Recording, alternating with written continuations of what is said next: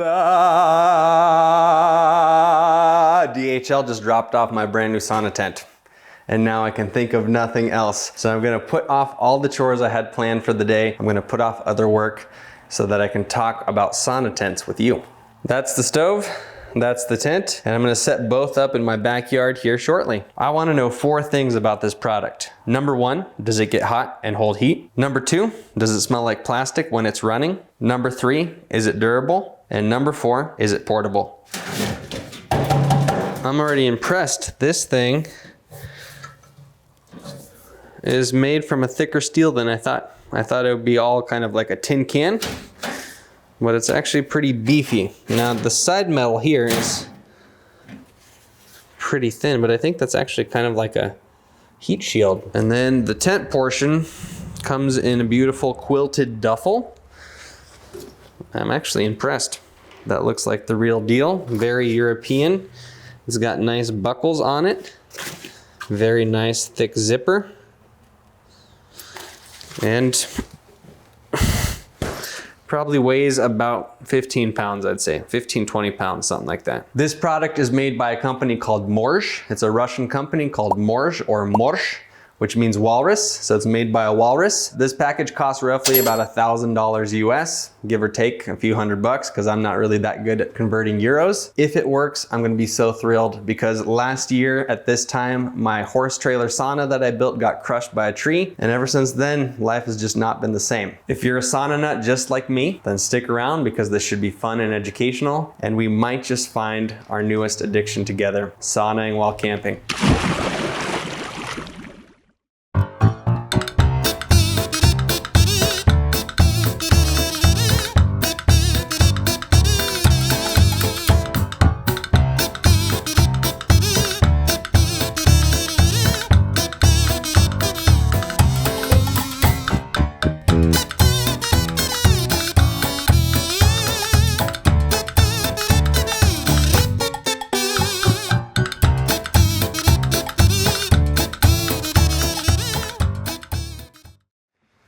I'm not gonna lie, yesterday didn't go so well. The wind picked up, the tent became unruly, and when you pair it with relatively poor install instructions, I was starting to get frustrated. So I decided to abandon tent setup, and today I'm gonna try it again, see if it's a little bit easier.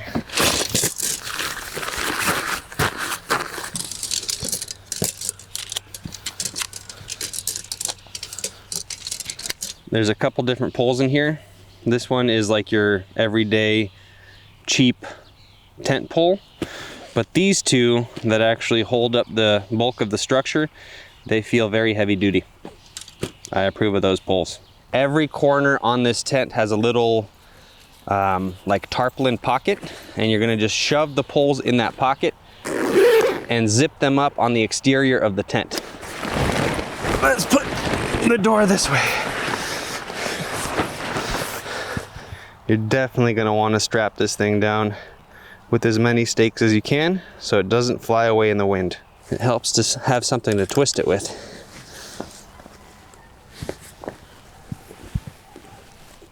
My friend Nico made these ginormous 18-inch metal stakes, and so I'm gonna reinforce this tent with these stakes so it doesn't blow away.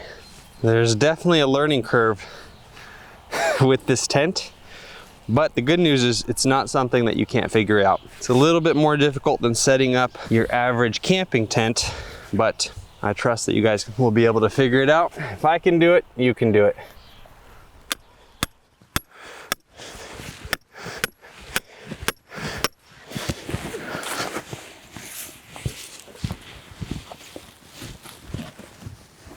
Here's a quick peek at the tent all set up. You can see that it's very high quality. I would say it's made out of a quilted material. It's got 3 layers to it, so it's much thicker than your average tent. And it does not look cheap. I mean, look at that. That is high quality stuff. When you step inside, you know, it's just basically like a tent. There's a chimney hole, And it even comes with a window. And then there's some places for you to put whatever you need to put. Boom. And boom. This window flap comes down. Overall, I'm impressed. You know, I kind of like that you can see a little bit of light through the stitches. I thought because this thing was black, it was gonna be like pitch black in here. But there's a little bit of light coming in and it looks kind of cool to me. Where the heck does this thing go?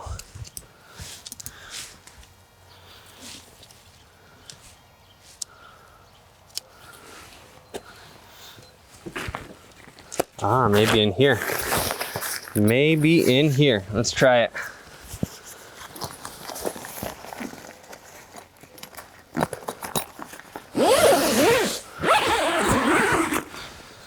It's a door.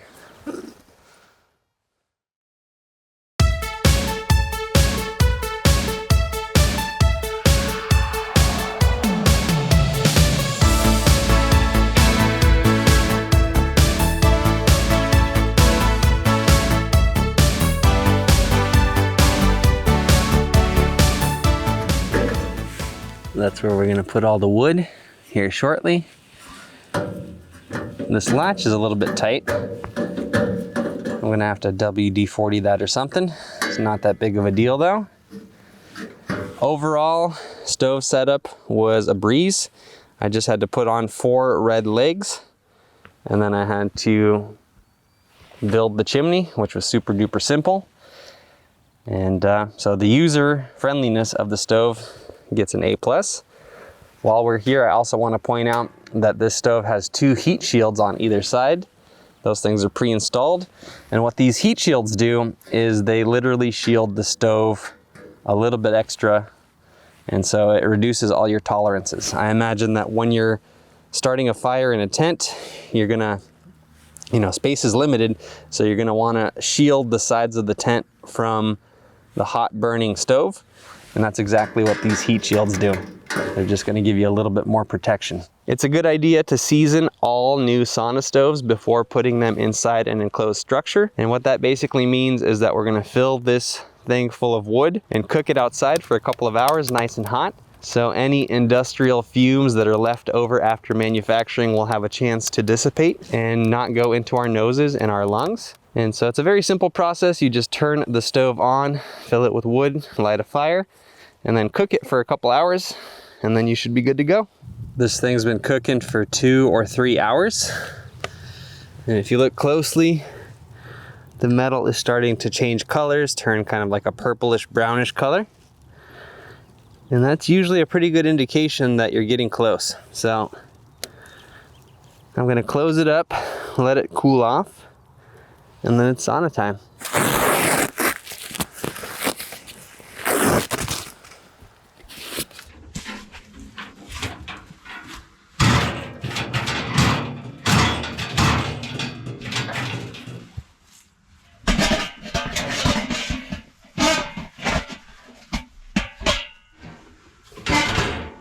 Does that look straight?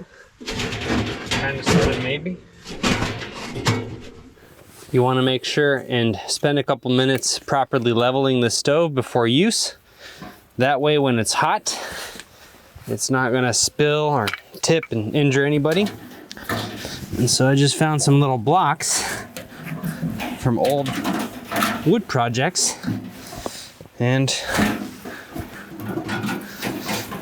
that seems like it's pretty good. Heat shields activated. There we go. The one thing this package does not come with is sauna rocks. Every good sauna, to get really nice and hot, needs rocks on top of the stove so that they can conduct the heat, so that you can splash water on them and create beautiful, lovely steam. And this Morzh setup does not come with these rocks. So you're gonna have to source them one of 2 ways. Number 1 is the easy, lazy way, where you just go online and type sauna rocks and buy them for good money. Way number 2 is the frugal way, where you're gonna find an abandoned rock quarry and go out and get your own. If you want to know how to harvest your own sauna rocks, because that's what I did, then you should watch a video I've already made. I'll link to it below. And I'm also going to link to my buddy Glenn's blog, saunatimes.com, because he's the guy that taught me all about sauna rock collecting. And so all those resources will be in the description. Here we go. First sauna. There's a big old storm coming. 5 days of rain and possibly snow. 50-mile-an-hour winds. Perfect time to set up a brand new sauna tent and test it out. If this thing withstands the next 5 days, I think it's safe to say that it's a good product.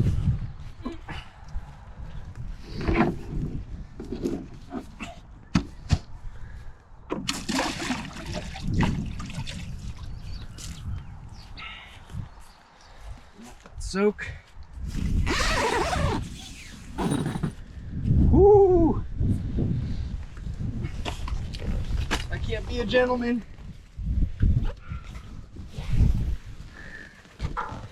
There we go.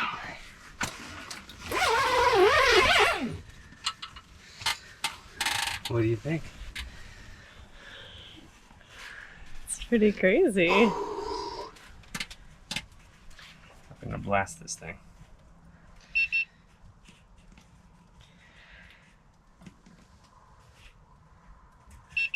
It's all over the place. 400 and 500 and 600. Yeah, look at this. That's the stove, huh? That's the stove. Watch this. Ready? Mm-hmm. Somewhere between 500 and 700 degrees. Is the stove. Now What let's if you point just it do like that's just the room. Does it feel like 139 in here? Yeah. What if I pointed at the ceiling? 150 degrees. I mean, it's toasty. I believe that. Yeah. If I mean, anything, it's low. Look at this stove right here. It's literally like glowing red.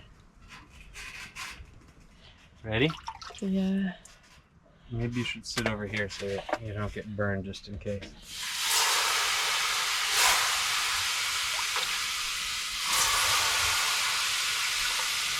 Holy. Woo!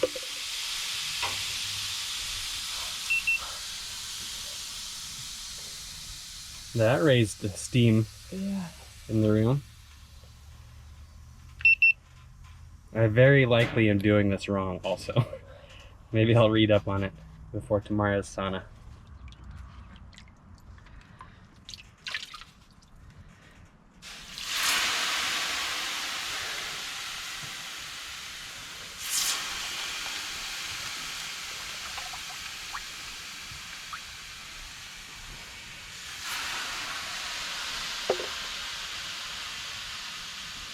It works really well. It's really freaking hot in here. But the heat seems to be of a much more intense heat than with the Kuma in the sauna trailer. This one, like the first time you put water on it was like, oh my god, it's really hot, which I don't feel like we get as often with the Kuma. But this is like a sauna tent. This is being like really particular. This is amazing.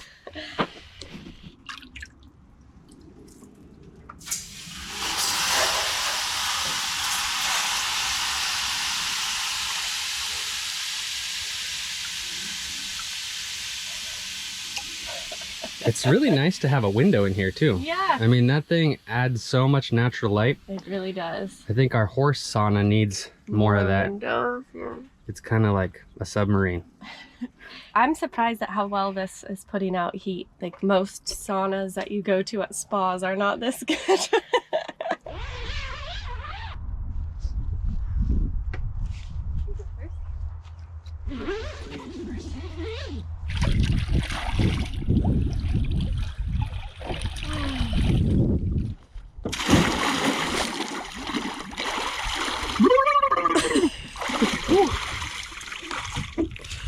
That's cold.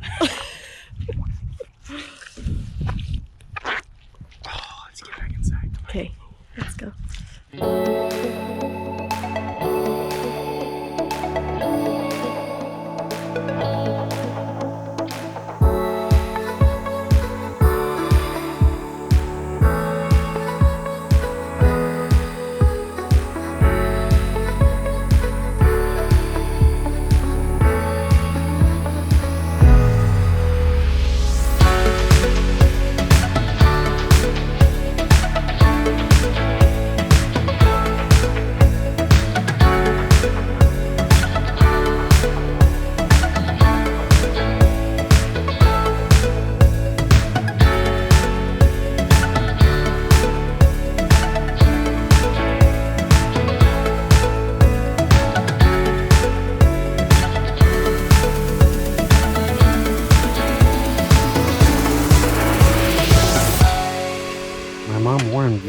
said it's hard to film saunas. Everything gets sweaty.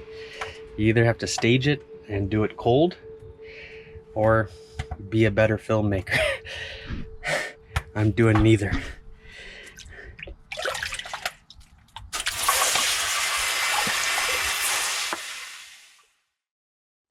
And just like that, we've arrived. So let's quickly run through the notes that I've made for myself, and we will come to some conclusions and summarize everything together. Now, when I started this video a month ago, I had 4 burning questions. I want to know 4 things about this product. Does it get hot? Does it smell like plastic when it's running? Is it durable? Is it portable? A month later, I'm sitting here ready to answer those questions as honestly as possible. In terms of question 1, does it get hot? It absolutely positively does. This Morzh Sauna tent cranks. My wife, myself, my friends, we've consistently been able to get this thing upwards of 240 degrees, which is plenty hot for our liking. We've actually figured out that we like it preferably between 180 and 220. That seems to be our favorite range of temperature. At that temperature, the steam is not overpowering. It enables us to get a really deep, good sweat, and then we can exit fully steamy and take a cold plunge, and it just feels absolutely divine. For a sauna tent of this nature, for a product of this nature, I think this thing cranks, and I'm very pleased with how hot it gets. In terms of question number 2, whether or not this thing smells like any sort of gnarly chemicals or plastic, at this point, we've saunaed probably something like 25 times. We've saunaed basically every single day for a month, with a few exceptions, and not once has anybody picked up on any plastic smells. Even though we're sitting in this tent that's made of petroleum byproducts, I'm very pleasantly surprised that there does not appear to be any sort of gnarly smells that might be potentially toxic for your nose, for your lungs, for your body. Durability is an entirely different beast. This video didn't at all turn out the way that I had intended it to. Initially, I thought I'd set this thing up, sauna a couple times, and then bust out a review video in about a week. But the weather in Oregon this spring has had different plans altogether. It's been the coldest, wettest spring that I can remember, and the storms that we have gotten, they've been epic. We've had rain, we've had sleet, we've had 45+ mile-an-hour winds, we've had snow, we've had sun. It comes and melts everything, and then it goes back into a storm. At this point, I think we've had 5 different storms. In fact, as I'm sitting in this tent right now, it's 37 degrees outside, and it's May 10th. This is all a preface and a way of saying that this thing is incredibly durable. It's withstood all of that. The very first storm that rolled in, when I saw 45 mile-an-hour winds, I was like, ugh, for sure this thing is gonna blow away, and I'm not gonna have anything to review. Needless to say, the sauna withstood all of that. It's still standing. It looks almost as new as it did a month ago. And in fact, let's do a quick cutaway so that you can see for yourself. Ready, set, check it out. This is us a month in, and the tent looks almost identical to a month ago. The fabric has maintained good quality characteristics through all the different weather. And when we peek inside, it's pretty easy and quick to see that on the inside, things look pretty good too. There's a little bit of like charcoal from where I got it dirty fiddling with the chimney, but this is not like a burn or anything. This is not a defect. It's just Sergey being sloppy. As you can see, nothing has melted, which is very awesome for me. All the zippers still work. These little vent holes are actually a pretty nice feature. You wouldn't think that opening this really has an effect, but when you're trying to cool this sauna off after you're done, this vent hole as well as that vent hole work wonders. You can see we got comfortable with our painter's scaffolds, our little painter's ladders. We've been using them as makeshift benches. The pockets are now filled with essential oils and wool sauna hats so that your head doesn't overheat when you're sauning. And then the main event, the stove. It definitely looks a little bit more weathered because we've been using the crap out of this thing. It's not as shiny and new as it once was. but there are no defects. Look at this thing. Let's try and crank up the...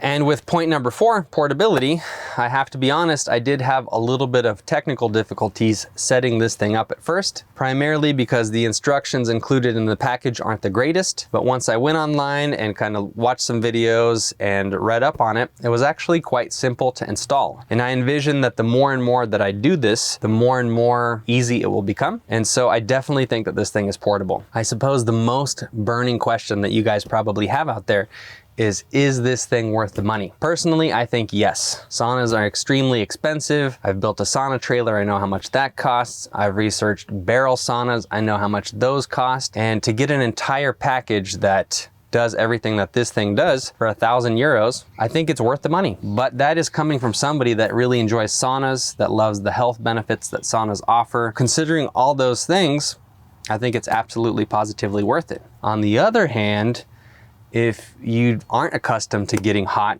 in saunas, then you probably are sitting there thinking, spending $1,000 on a tent with a heater is insane. That's it for me. I've said everything I needed to say and probably a bunch of extra stuff. Thanks so much for sticking with me and watching my videos. For more content that's just like this but completely different, subscribe to my channel, Butenko Films. And if you want to help me out, smash that like button down below. That really, really helps me when you do that. That's it, that's all. Ciao.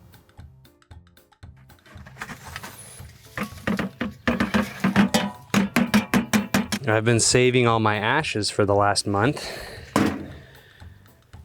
And as you can see, what this has taught me is that the stove is pretty efficient. That's not very many ashes for 20, 25 saunas.